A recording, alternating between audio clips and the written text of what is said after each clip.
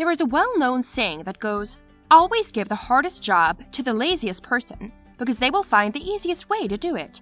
What is the best real-life example to this you have seen? Got hired for the day to print 30 packets with 100 pages each. Why would it take a day? I asked. Our printer doesn't collate the pages, so it will take you the day to sort the pages into the 30 packets. They said, right. It was a standard office Xerox printer. It took me all of 30 seconds to find and click the collate button. Click the staple button while at it. All got printed by itself into nice stapled packets, and I got paid to browse internet for the day. They thought I was a genius for fixing their printer and gave me glowing recommendations to the temp agency that led to more jobs. Wait, the printer was able to staple the pages into a packet for you? Yeah, some industrial printers can do this. Dad is a bookbinder and I'm a former office admin, so I've seen some printers that are really cool. At my last job, a truck suspension shop, we did inventory every December, and it was someone's job to count all the washers and screws of every size. It was my first inventory, and I casually mentioned that they should just weigh one screw or washer, then weigh them all and divide the weight to get the count. Everyone looked at me like I had given them the key to the universe. Counting washers and screws went from a day or two to just a few hours. I read a comment in here a while back about a college kid who picked up an office job over one summer. He became friends with an older lady at the front desk who always needed help figuring out Excel. He kept finding shortcuts for her, and eventually wrote scripts for her that took a load of work off her plate. By the end of the summer, he had made her job so easy that they decided they didn't need her to do it anymore. They fired her. First rule, never share your macros, and never let people know that you use macros. I work in a semi-warehouse environment, and we have to track where items are at all times. When we move X item from location A to location B, we have to type out the to and from locations. We do this hundreds of times a shift. I went online to a free barcode maker website and spent about 20 minutes making location barcodes. I save hours a day by scanning barcodes. That's how you keep your warehouse from becoming a warehouse. But be careful when it's a full moon, then it becomes a warehouse. Herding yak with a drone takes the cake for me. They run from it and oddly fear it, which is surprising considering that they have literally zero aerial predators. We only did it a few times because it really makes them uneasy and doesn't treat them well. But it is very effective and easy, and you can herd them from over a half a mile away from inside the house. This is one of the most incredible paragraphs I've ever read, and I'm very much interested in hearing more about yak herding. I used to deliver beer. I did not like delivering beer. I may have ended up with 30 stops in a day, including deliveries that the customer would call into our office for. I used to bring extra beer and blank invoices with me on the truck, to prevent having to drive back to my warehouse to deliver one keg to a place that I was currently across the street from. 7 years later, the driver of that route is still doing that. You're wise beyond your beers. But driver, but wiser. Automated 70% of my job in a large finance firm as an intern. Never disclosed it and got paid easy money for 6 months. I spent the time doing courses and applying for my grad school. Got my admission letter during the final 2 weeks of my internship and never looked back. Pro tip, Python and Excel can be your best friend. See, where you differed is you were smart enough to use that free time for something valuable.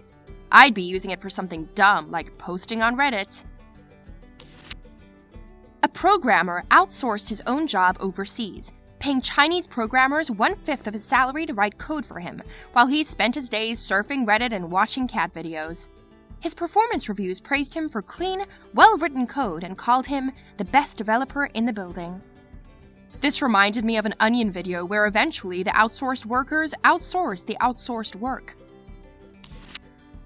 Boss hated Excel to the point where he didn't want us using formulas because you can't trust them to be right. So we needed to do all the calculations by hand or on a calculator. He would give me a spreadsheet once or twice a week that required, let's say, 45 seconds to do, but maybe 7 hours by hand, and he told me to go to Starbucks or something and crank it out.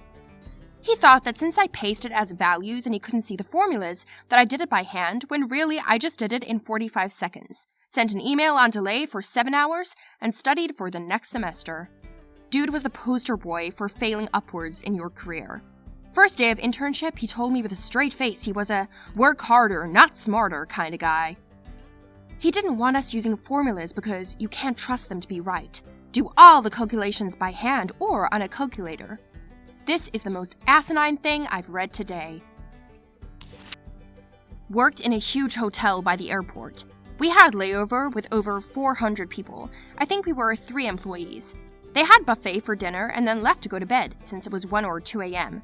Rule was, we should always go to the room and pick up as many plates as we could and then bring them to the cleaner. Took for ages and I wanted to go home. I decided to roll out the cart and collect the plates and put them on the cart. Guests were seeing it and started putting their plates on the cart when they left. All of a sudden, hundreds of people cleaned up their own stuff.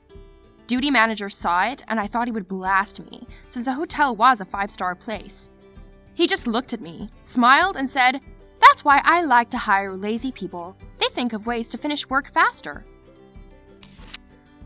I worked at a chain restaurant, and in my last few months there, we got those stupid table kiosks that customers could pay at. There was a survey at the end of every transaction, and our managers added new performance metrics based on how many people paid using the kiosk, and also how well our service was based on the surveys. One employee would just fill the surveys out himself after his customers left and gave himself 5 stars in everything. Dude was always ranked top of the servers. We had these surveys in our receipts that if you completed them online, only a few questions, you'd get a free cheesy bread. Nobody ever wants their receipt. If it weren't for the fact that I could pretty much get free food whenever I wanted because I worked there, I could have infinite free cheesy breads. Those surveys were also to rate our performance as drivers, I think. In high school, we had to do 4 book reports every year. A friend of mine did his on each Lord of the Rings books and The Hobbit freshman year, and turned in the same 4 book reports for the rest of his time in high school. You switched English teachers every year, so no one ever caught on. I was never brave enough to try the same thing. My friend who'd take his baby's clothes off when he fed him. Next level brilliant. Spray the kid off after. Good plan until that baby starts preschool and starts to strip off his clothes every day before lunch. I have an example of how the truly lazy will sabotage tracking so no one knows a thing is broken. There was this guy at a software company that does integrated software systems. He hated his boss and his job, and apparently most of his team. Every time he was assigned a bug to fix, he would mark it resolved, and assign it to a no-reply email address associated with the team. The odd thing that I don't understand is how he managed to keep issues from getting escalated to other real people. At any rate, no one caught on. When he found a new job and a couple people on his team took him out for drinks, he said, "You should look into all the bugs I fixed. I never did any of that." So the guys who took him out for drinks went back and audited his work and were like, "No way. He not only did nothing, he hid identified issues for like a year." Was tiling a bathroom floor. One young guy I was working with was cleaning up when we were done. I told him to take the leftover tile back downstairs to the truck and then went back to cleaning what I was doing. 10 seconds later, I hear this huge crash and then a soft, "Oh right." He had gone out onto the balcony and dropped them down to the truck, shattering over $100 worth of tile. He said he thought it would be faster. He wasn't exactly wrong. How did you handle him after that? Presumably the same way the other guy handled the tiles. Maybe not the most impressive story here, but I thought it was a great sidestep of effort nonetheless. Co-worker of mine had to get rid of a smaller, junk fiberglass boat with no trailer. Our other co-workers are all telling him how much time and money he's going to need to spend to get rid of it, and he's just saying, "Oh, is that so?" He took off one day and sat down on his lawn with a cooler of beer. That day was garbage day. Inevitably, the trash guys roll up. He hands each of them a cold beer and says, "Hey boys, got $50 for each of you if you help me out real quick." They fed the entire 12-foot boat into the packer, crushing 2 feet at a time. I remember having to peel 20 kilograms of charred eggplant at a restaurant I worked in. I asked the chef if there was an easier way to do it. His reply was, "Yep, Get someone else to do it. I love peeling eggplant and stuff like that. So yeah, the chef was right. Find the person who enjoys doing it. I'm in corporate accounting, and I'm the only one in my department with a CPA. Of course, I have to take continuing education for my license, and I usually take as many hours of Excel courses as I can each year.